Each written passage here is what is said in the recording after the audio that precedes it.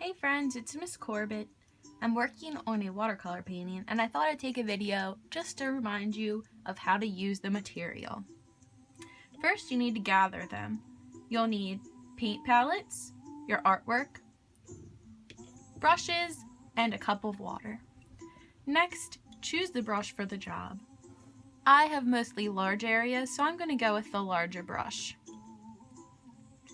Next, think about what you want to work on painting.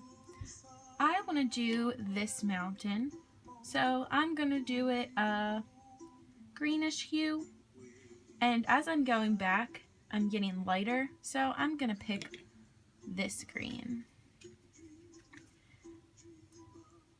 Since I haven't used this green yet, I need to add water to it, and wait until it looks like the pigment has loosened up and turned into watercolor paint.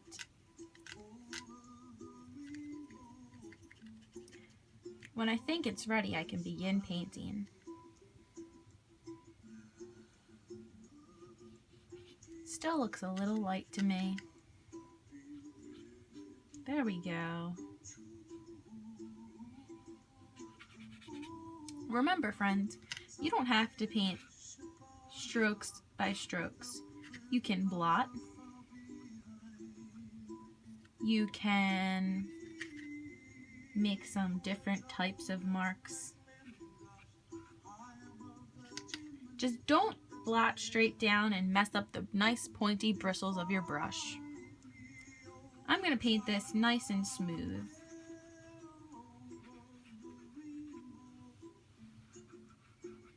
Take your time around the edges. I'm going to paint over this with a dark color, so it doesn't matter that I'm going over the edges. But notice towards the top, I'm a little more careful.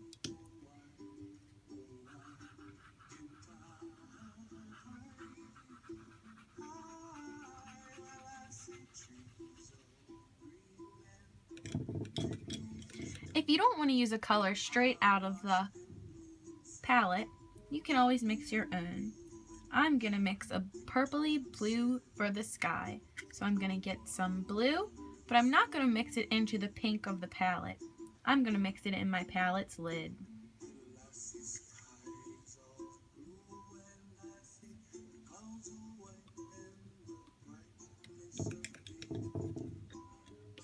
I'll get some red for my purple.